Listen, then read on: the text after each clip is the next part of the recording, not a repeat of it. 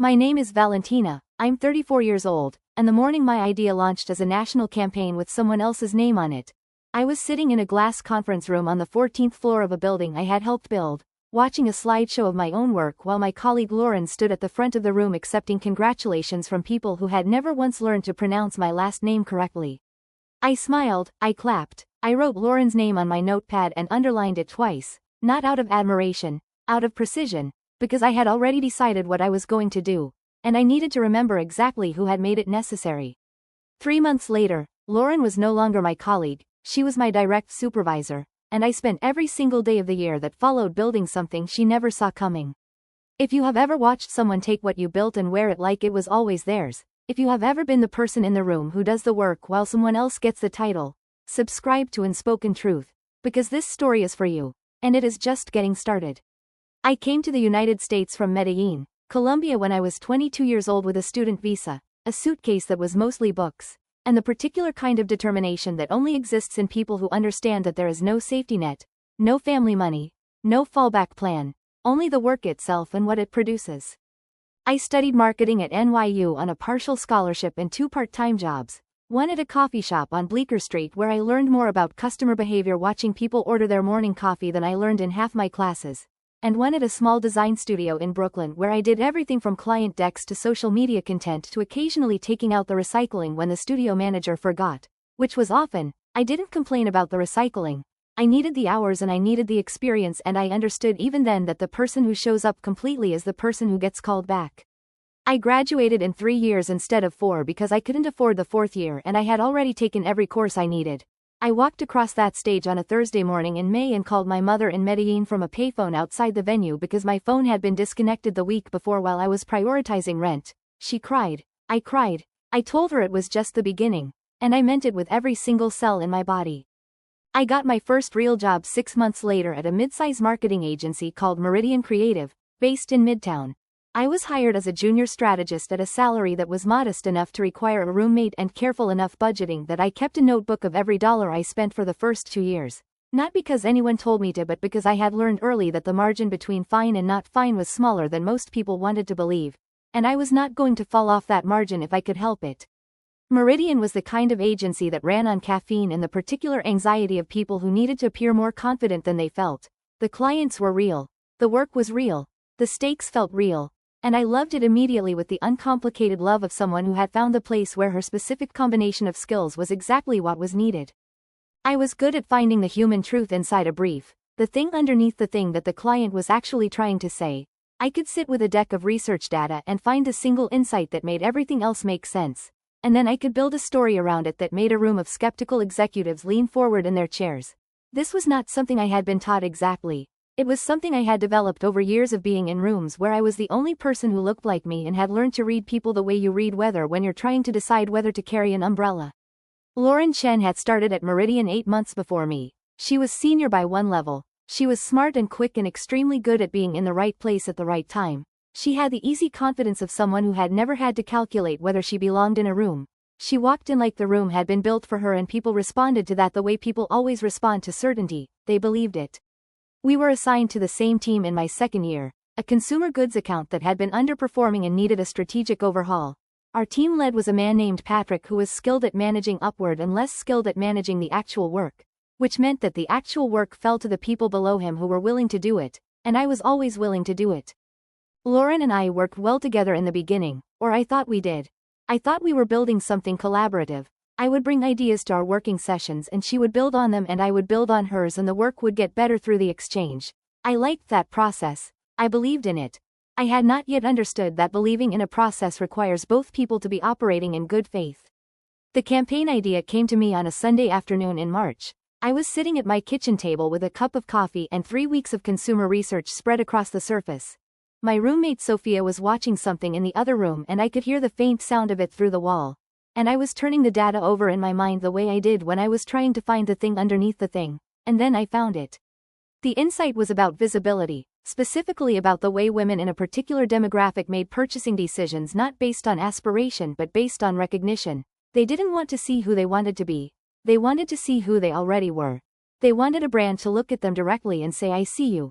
Not the version of you that you're working toward, the version of you that exists right now. Tuesday morning, school run, cold coffee, still here, still trying. I see that person and she is enough. I wrote 4 pages of notes in one sitting. I sketched the campaign concept, the tagline, the visual language, the media strategy, the emotional arc of the messaging. I worked until 11 p.m.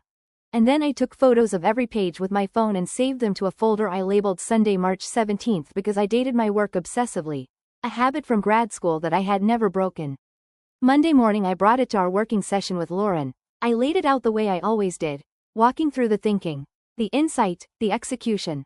Lauren listened with the focused attention she always brought to these sessions and asked good questions and built on the idea in ways that were genuinely useful, and I left that session feeling the particular satisfaction of work that was moving in the right direction.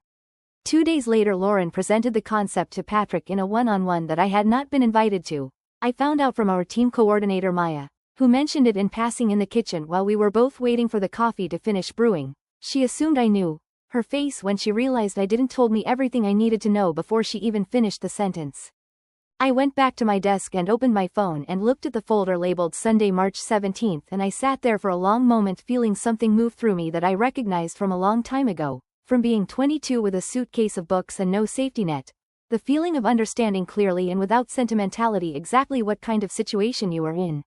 I saved the folder to 3 different places: my phone, my personal laptop, and a cloud drive that had nothing to do with Meridian's systems. And then I went back to work because the work still needed to be done and I was still the person who did it. The campaign was presented to the client 4 weeks later. Patrick presented. Lauren stood beside him as the lead strategist. I sat in the 3rd row. I watched my 4 pages of Sunday afternoon thinking fill a 60-slide deck that had my fingerprints on every single insight and my name on none of the title cards. The client loved it. The room was warm with the particular energy of people who know they have something good. And Lauren accepted the praise with the ease of someone who had never once questioned whether she deserved it. Afterward in the hallway our creative director Marcus pulled Lauren aside and I heard him say, "This is the kind of thinking that gets people noticed around here. Lauren, really impressive work." And Lauren said, "Thank you Marcus, I'm really proud of how it came together." And I walked past them to the elevator and pressed the button and watched the numbers descend and thought, okay, now I know. That evening I went home and I opened a document and I started writing down everything.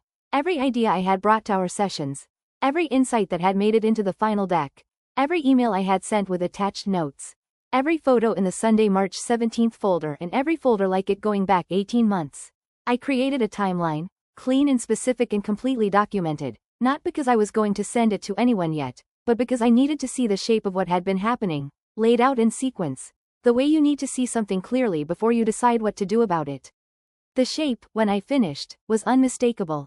The promotion was announced on a Friday afternoon in April. Lauren Chen, Senior Strategist to Associate Director of Strategy, effective immediately. The email went to the whole agency. Congratulations Lauren on this well-deserved recognition. I read it at my desk with my hands very still on the keyboard and my face doing the thing faces do when they have learned to exist independently of what is happening inside.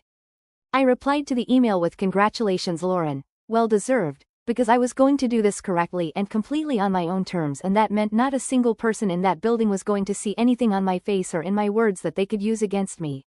That weekend I called my friend Rokio, who had known me since Medellin, who had watched me pack that suitcase of books, who was now a labor attorney in Chicago and had been for 7 years.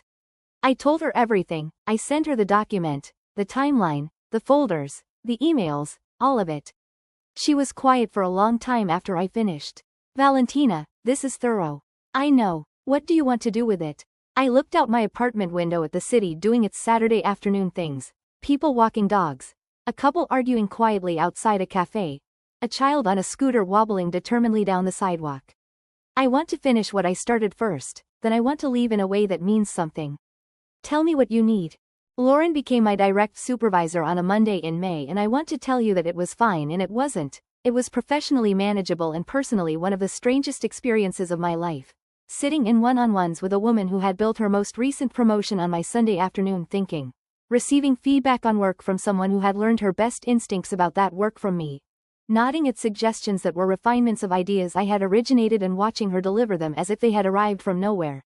I did my job, I did it well, because my name was still on my work even if my work had been taken from me, and I was not going to let the quality of what I produced become a casualty of what was happening around it. I documented everything with the same obsessive precision I had always used. I dated every file. I saved every exchange. I kept the timeline updated. And in the hours outside the office I was building something else entirely. I had been in contact with 3 agencies since January, not aggressively, just open conversations, letting people know I was thinking about my next move, and one of those conversations had developed into something real. A director-level role at a boutique agency called Alcott that worked exclusively with global consumer brands and had a particular focus on multicultural marketing strategy, which was to say they worked in the space where my specific combination of background, instinct, and experience was not an asset to be quietly absorbed but the actual point. The offer came in writing on a Tuesday morning while I was in a team meeting listening to Lauren present a Q3 strategy that had originated in a brainstorm I had led in February. I felt my phone vibrate in my pocket and I kept my face completely still, and I finished the meeting and walked to the bathroom and read the offer standing at the sink and looked at myself in the mirror for a long moment, and then I washed my hands and went back to my desk. I called Rokio that evening. I have the offer. And the other thing? Also ready. Then you know what to do. The client presentation was the last week of September. The biggest account Meridian had. A global skincare brand that was relaunching their North American strategy. The room was full, senior leadership. The client's CMO and 2 VPs. Patrick, Lauren, and 6 members of the strategy team including me. Lauren was presenting. I was in the room as supporting strategist, which meant I was there to answer technical questions and otherwise be invisible. A role I had been performing for the better part of a year and had become very good at. The presentation was going well until the CMO stopped Lauren 20 minutes in and asked a question that was specific and structural and went to the heart of the strategic framework in a way that required not a polished answer but a real one, the kind that only exists in the person who built the thing from the ground up. Lauren paused. She looked at her slides. She gave an answer that was adjacent to correct but missed the center of what was being asked. I could see it in the CMO's face. The slight recalibration of someone who has just understood that the person presenting may not be the person who built what they're presenting. He looked around the room. Is there someone who can walk me through the foundational thinking here, the insight architecture specifically? A beat of silence. I looked at Lauren. Lauren looked at her slides. Patrick looked at the ceiling in the particular way of someone calculating risk in real time. I said, I can do that. And I did. I walked the CMO through the foundational thinking from the ground up, not from the slides. From memory, from the Sunday afternoon in March where it had started, from the 4 pages of notes, from the 3 weeks of consumer research. I spoke for 11 minutes and the room was completely still, and when I finished the CMO looked at me with the direct attention of someone who has just found what they were looking for and said, "That's exactly what I needed to understand, thank you." And then he looked at Lauren and then back at me in a way that contained a question he didn't ask out loud but that everyone in the room heard anyway. After the presentation, Marcus pulled me aside in the hallway. His voice different from every other time he had spoken to me in 3 years. "Valentina, I didn't realize you were this close to this work." I looked at him, this man who had congratulated Lauren in a hallway 8 months earlier while I pressed the elevator button. "I've been this close to all of it, Marcus. I have the documentation if you'd like to review it." He was quiet for a moment. "I think we should set up some time to talk." "I'd be glad to," I said. "I'll have my assistant send you something for next week." I didn't have an assistant. I had accepted the offer from Alcott that morning by email from my phone in the bathroom before the presentation started. My notice was in my bag, already written.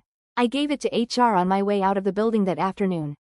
I sent the documentation to Marcus the following day, through Rokio, formal and complete, and copied to HR, not as a legal action, as a record, because I wanted Meridian to understand clearly what had happened inside their walls and I wanted it to be impossible to unknow. Rokio advised me on every word and the document was precise and specific and contained no emotion whatsoever. Just dates. Just files. Just the shape of what had occurred laid out in sequence so clean it required no interpretation. I heard through a former colleague 3 months later that Lauren had been moved to a different account team and her title had been quietly restructured. I heard this while I was sitting at my new desk at Alcott on a Tuesday morning with a coffee that I had chosen and paid for myself, in a role that had my name on the door and my thinking in the work and my history in the room as an asset rather than a threat. I didn't celebrate. I didn't need to. The celebration had happened the morning I walked out of Meridian's building with my notice submitted and the offer letter in my bag and 11 minutes of a conference room knowing exactly who had built what they were looking at. That was enough. If you are somewhere right now doing work that carries someone else's name, if you are in a room where your accent or your background or simply the way you look means you have to prove twice what others assume once, I want you to hear something that took me years to understand fully. Your documentation is your power. Not because the world is fair and records always lead to justice, but because clarity is its own form of freedom. Knowing exactly what happened, having it written down, dated, saved in 3 places, means that no one can rewrite it, not in the room, not in your own memory, not in the story you tell yourself at 2 in the morning when doubt is loudest. You are allowed to build in silence, you are allowed to wait for the right moment, you are allowed to leave in a way that is complete and documented and impossible to dismiss. You don't have to perform your pain for anyone, you don't have to make a scene, you just have to be more prepared than the person who underestimated you, and in my experience that is almost never very difficult, because people who take credit for other people's work are rarely as good as the work they're taking.